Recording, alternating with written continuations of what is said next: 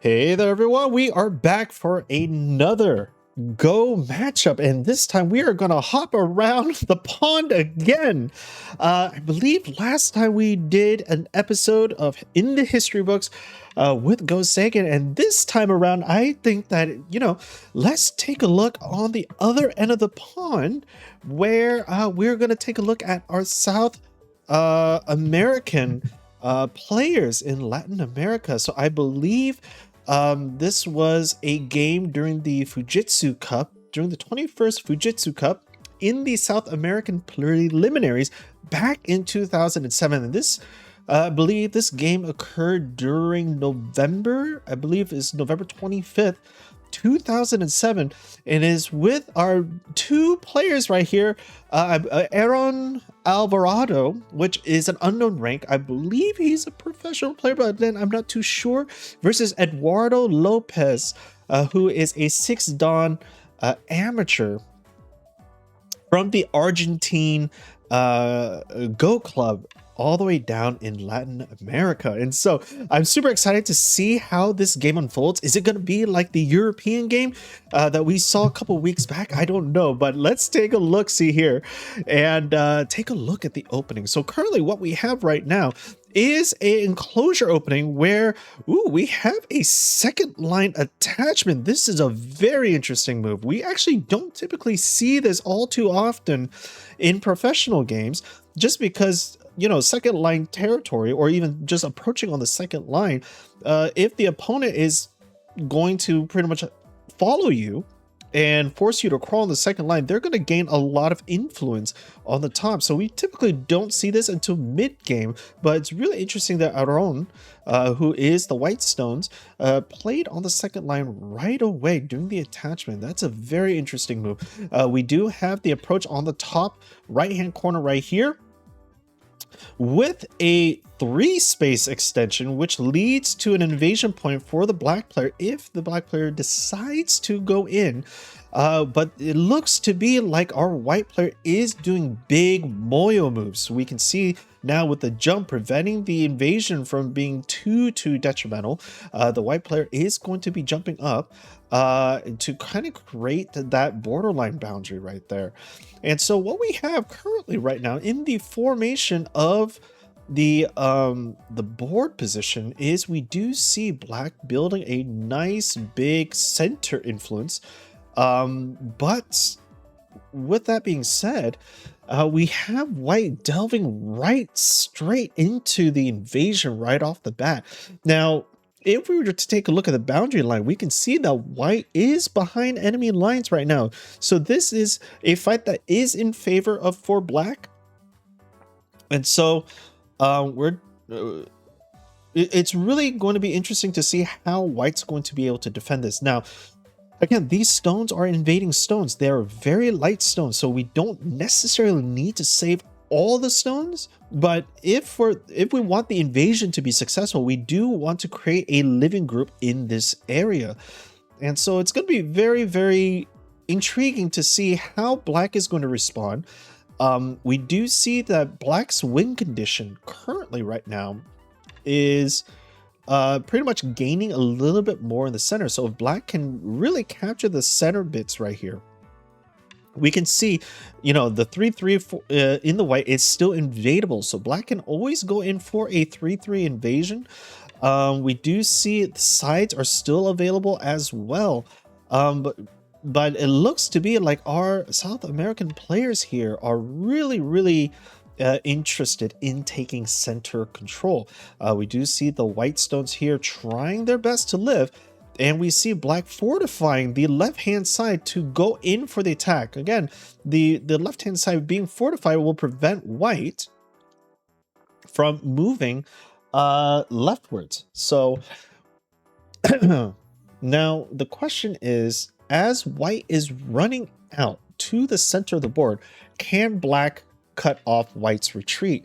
Well, black is going to go straight into the cutoff, doing a very aggressive capping move. White, again, throwing into the right-hand side of the board. Now, there's a lot of black stones everywhere, so this right-hand side move, I am unsure how this is going to play out. You can try to connect. You might be able to break these two stones apart. It is a knight's move, so it is a very, very risky maneuver here. But if white is able to kind of position black in a way where black has to choose either saving this stone or capturing these two stones, right, it might bode well for white. I can see the strategy. It's a very intriguing strategy right now, very creative in my opinion, and this is something that I would be very uncomfortable doing, but these players are Dawn level players, and so I'm pretty sure our own Alvarado is a Dawn level player to be matched up with a 6 Dawn amateur, so they are well versed in the difficulty of the deep invasion here, but it is looking like it's white's plan to kind of have black decide what he wants. Again, white needs to kind of build 2 eyes in the center right here. With the amount of fighting here, white is investing quite a number of moves to solidify black's territory in the right hand side of the board. And so I would love to see black kind of take control of the left side of the board over here, maybe go in for a 3-3 invasion. But it seems to be right now, white is trying to really...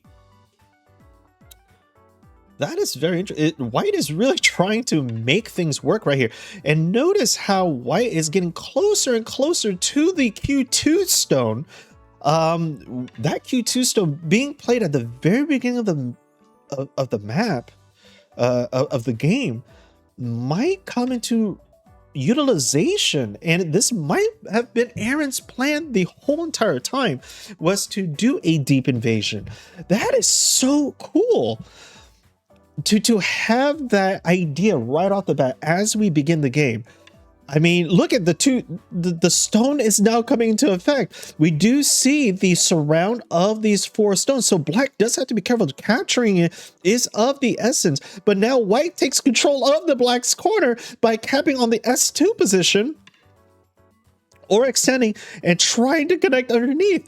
Look at what happened. White just went in for a deep invasion and successfully was able to kind of maneuver around and take the spotlight. That is amazing. Guys, I don't know if you guys can hear from my voice, but this is a type of strategy that is super creative. And again, this is prior AI too, to have this level of creativity, to already play a move in the beginning of the game that seems really odd. I can't say it's a bad move because I don't know if it's a bad move or not, but the Q2 stone, second line stone, you guys heard me in the beginning of the game. It's like, I don't know if this is gonna work, but look at that. White just cleaved out about 15 points away from black's territory. And now if we take a look at black's positioning, black has this point, black has this point, but now white is running out. White's going to run out, and if white successfully runs away from the black group, what's going to happen? Black has no points. Black only has these 2 points right here. And white has this, and this, and this. White is going to be in the lead if white can successfully run out. This game, guys, this game is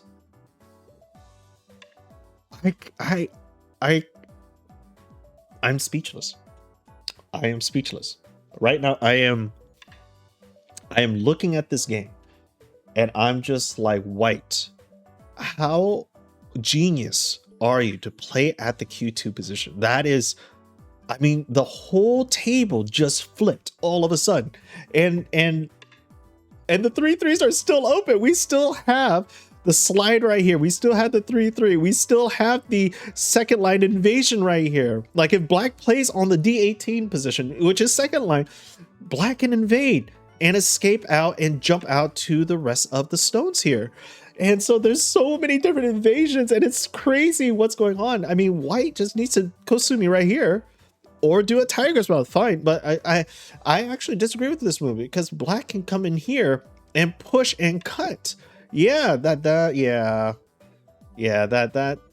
was asking for much. I think it would have been better just for white to Kasumi out. Yeah, that push and cut is really not a fun thing to do. And we're just gonna have to wait and see. Maybe another tiger's mouth to do the other Hane right now. No, extend out. Ooh, I don't know if that is. Yeah, I mean, if you Atari, yeah, you can push and cut. Yeah, okay, I get it. Okay, yeah. Oh my gosh, wow. And just like that, I have no idea what's going on anymore. I'm lost again. So just like with our European games, it's amazing the differences in the play style. Again, this is an amateur game, so being extremely well versed in the millions and millions of different types of Joseki may not be in the strength of an amateur player. Maybe, I don't know. I know for my own sake, I don't know any Joseki. So, but looking at this game, we can see black is fortifying the left-hand side of the board right here. Again, the elephant's eye is something to kind of pay attention to right here. The elephant's eye to split white from everything else is looking kind of dire. Not gonna lie. We're gonna see a Hane for the black player right now. It should be a Hane. No, we're going to see the Atari first going in to cleave off the bottom left-hand side of the board. I guess white has already escaped. So black is like, you know what? If white Ataris, that's not a big deal. But I would be somewhat concerned of black's center group right here. We do see a large knight's extension or large knight space right here. And as you guys know, large knight's move can be cut. So this group is looking very attackable as of right now. I mean, white just needs to kind of, you know, stand up right here and cut, or stand up, wedge, and then cut through. And these black stones are going to be asking for quite a bit. Now, we don't want to Atari here. I guess we can, but it just fortifies black's positioning. We do want to keep the Aji open every so often in case we want to go in for the peep right here later on. We do see the second line invasion as stated before, and this D18 position is here to connect up this black group to the corner. And so, ooh, splitting up blacks. Oof. Yeah, I don't know if that is gonna be something. Yes, yeah, you gotta protect it. And Atari on the bottom right here. We do get cut off for these three white stones. So that is, you know, yeah. But black does have to come back and protect this cutting point right here. Yep. Coming on out, that's fine.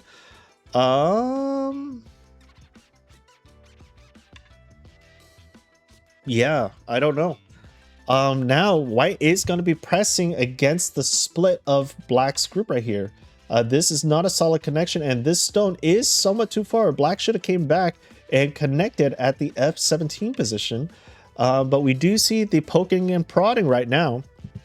But again, putting more stones in this area just strengthens black's fortitude to go in for an invasion very soon. I'm not sure if white wants to keep strengthening black, but separating black, the D18 invasion, that is pretty big at this point in the game.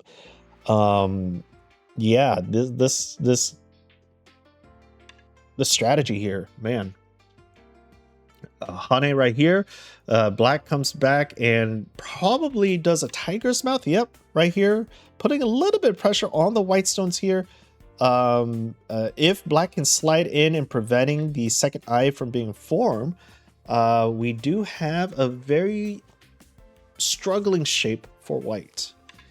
Black is going to cut through. But I don't think this is a big deal. We can always Atari right here or on that side. Not too sure if I agree with that move. Now we're gonna do a Ko. Yeah, yeah.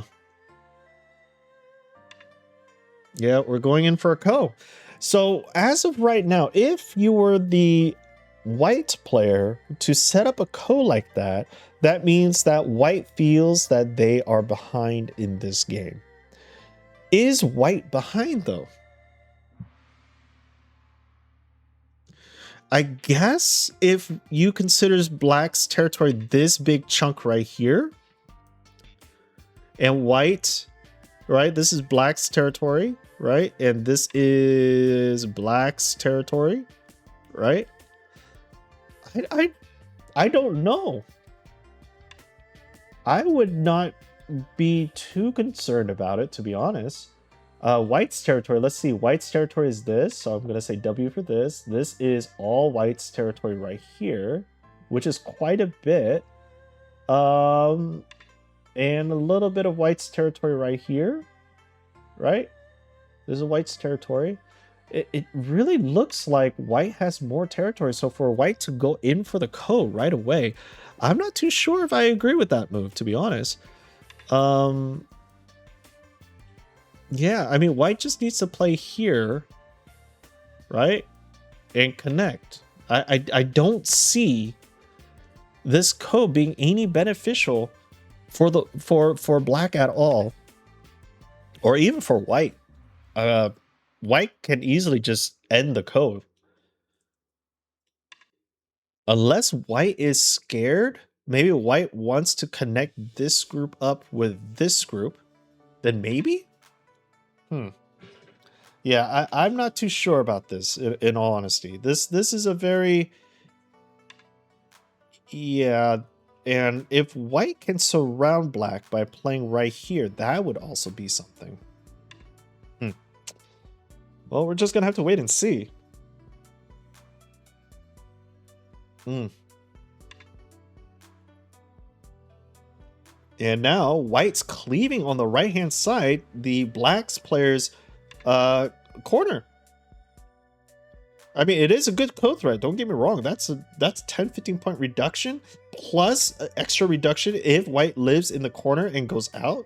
I mean, you're pretty much getting rid of black's win condition at that point. Yeah, black is gonna poke and prod. White cannot let black do that, so white's gonna connect solidly. And so this is like a 40 move Ko threat right here. Ko game. Huh.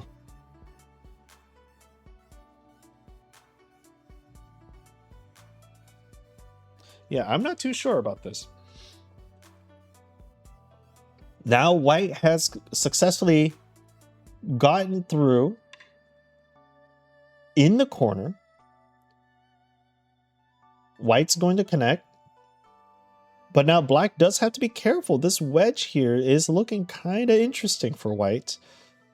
Later on. It is a strong shape. Is white going to do another Ko now? A double Ko? Nope, white connects his group. Okay, so white was afraid of this group's safety right here. So now white's going to connect. Black is going to connect. Now white is completely separated. This group right here is now completely isolated. Okay.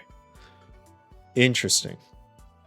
So now this is going to be a liberty race between this group up here and then this group down here. Right? But this group has 2 eyes already, so I don't think it is necessary, to be honest. And then white still has a couple reducing moves coming in here. Yeah, I'm not too sure. That's 2, 4, 6, 7, 14 points that white gave up.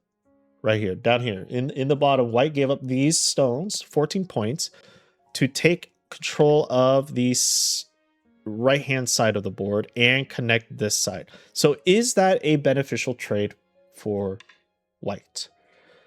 That is a good question. I am not sure. We do see a cluster right here. So this cluster does have to be mindful too. There's 4 liberties to 1, 2, 3, 4 liberties on this white group. So if white is able to successfully capture this cluster, that would be something. Okay. Oh, didn't I say that this was going to play a role, guys? Didn't I say that? Didn't I say that there was a wedge that was going to happen? Oh my gosh, what's going on?